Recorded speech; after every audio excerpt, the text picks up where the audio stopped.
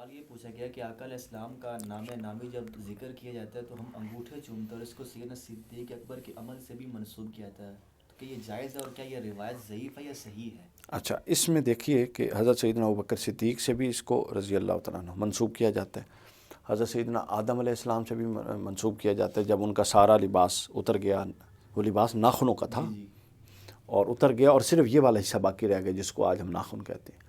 یہ والا لباس تھا جو حضرت آدم کی پوری جسم پہ اور حضرت حوا کے پورے جسم پہ تھا، جو اتر گیا تھا، ٹھیک ہے۔ تو جب یہ رہ گیا تو اس میں محمد ظاہر ہوا، انہوں نے چوم لیا، المواہب اللدنیہ میں ہے اور باقی کتابوں میں۔ یہ عمل مستحسن عمل ہے، مستحب عمل ہے، حدیث ضعیف سے ثابت ہے، صحیح۔ حدیث صحیح سے ثابت نہیں، حدیث ضعیف سے ثابت ہے۔ اور حدیث ضعیف اہل سنت کے ہاں، تمام طبقات کے ہاں فضائل اعمال میں قبول ہے۔ صحیح۔ اچھا، اب اس کی ٹیکنیکل سٹیٹس یہ ہوتا ہے کہ اگر کوئی کرتا ہے تو اس کے لیے یہ باعث اجر ہے، اس پر اعتراض نہیں ہو سکتا کہ حدیث ضعیف پر عمل کر رہا ہے۔ اور اگر کوئی نہیں کرتا اس بنیاد پہ کہ یہ حدیث صحیح سے ثابت نہیں، تو اس پر اعتراض نہیں ہو سکتا کہ وہ کیوں نہیں کر رہا۔ یہاں لڑائی یہ ہے کہ جو کرتا ہے وہ کہتا ہے کہ پورا جہان کرے، جو نہیں کرتا وہ کہتا ہے کہ پورا جہان چھوڑے۔ صحیح۔ یہی لڑائی سلام کے معاملے میں ہے۔ قرآن کہتا ہے کہ اللہ کے فرشتے، اللہ تعالیٰ کی ذات، رسول صلی اللہ علیہ وسلم پر ان اللہ و ملائکتہ یصلون علی النبی یا ایھا الذین آمنوا صلوا علیہ وسلموا تسلیما۔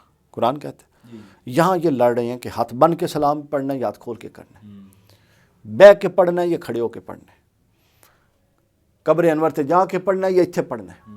صحیح۔ یہ جو میں پیٹتا ہوں نا کہ قرآن سے دوری، وہ اس لیے قرآن نے اصول بیان کر دیے، بس آپ نے سلام پڑھنا ہے۔ یہاں یہ لڑائی ہے، بکرے چل جاتے ہیں، ٹھیک ہے جی، کہ کھڑے ہو کے کرنا ہے، ہاتھ بن کے پڑھنا ہے، ہاتھ چھوڑ کے، یار ہاتھ بن کے پڑھے یا ہاتھ چھوڑ کے اس کی مرضی، بیٹھ کے پڑھے یا کھڑے ہو کے پڑھے اس کی مرضی، لیٹ کے پڑھے اس کی مرضی۔ اللہ نے تو کوئی کیفیت نہیں بتائی، اللہ نے یہ پابند کیا کہ پڑھنا ہے۔ جی۔ اسی طرح انگوٹھے ہیں، حدیث ضعیف پر کوئی عمل کرنا چاہتا ہے، مستحسن ہے چونکہ واجب نہیں ہے، تو لہٰذا وہ بڑا مستحب عمل ہے، اس کا ثواب اجر ہے، محبت کا اظہار ہے۔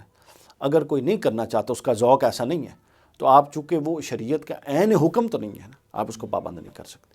تو لہٰذا حدیث ضعیف چونکہ فضائل اعمال میں قبول ہے، تو چونکہ اہل سنت مجموعی طور پہ اس کو قبول کرتا ہے، تو پھر اس کو قبول کیا جانا چاہیے۔ حتیٰ کہ امام بخاری علیہ رحمہ نے الادب المفرد کے اندر، امام بخاری نے کوئی 1200 کے قریب ابواب ہیں اس کے، 1200 کچھ یا شاید 1100 کچھ، تو اس کے اندر امام بخاری نے 50% کے قریب جو معاشرتی اور نجی معاملات میں رہنمائی احادیث روایت کی ہیں وہ ضعیف ہیں۔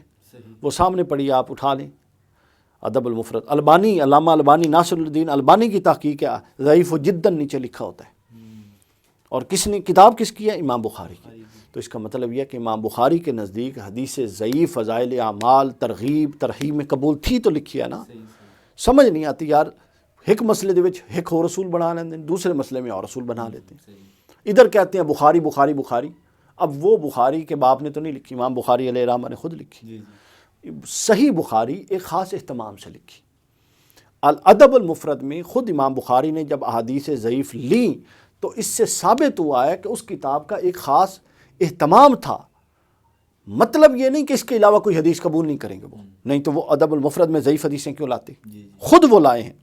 تو لہٰذا انہوں نے بتا دیا کہ ضعیف حدیث بھی اہل سنت کے ہاں ہمیشہ سے یہ عہد صحابہ سے قریب تر کا دور ہے، عہد تبع تابعین والا دور ہے، تبع تابعین کے بعد، تو انہوں نے یہ بتا دیا کہ اس دور میں تو یہ حدیثیں قبول تھیں اور ہم بیان کرتے تھے۔ آج ہم ایسے اہل حدیثوں میں پھنسے ہوئے ہیں جو کہتے ہیں جی بخاری کے علاوہ گل ہی کوئی نہیں۔ یعنی بندہ عقل پہ ماتم کرے، امام بخاری 5 لاکھ میں سے 2500 حدیثیں بیان کر رہے ہیں، 5 لاکھ کہتے ہیں مجھے یاد ہے، اور بیان اس کے اندر 2575 ہیں، تکرار کو نکال دیں، 2275 ہیں، تکرار کو نکالیں، ٹوٹل 7500 کچھ ہیں، تو باقی کہاں گئی حدیثیں؟ کمال کی بات ہے۔ تو لہٰذا ضعیف فضائل اعمال میں ضعیف حدیث قبول ہے، تو یہ انگوٹھے چومنا ضعیف حدیث سے ثابت ہے۔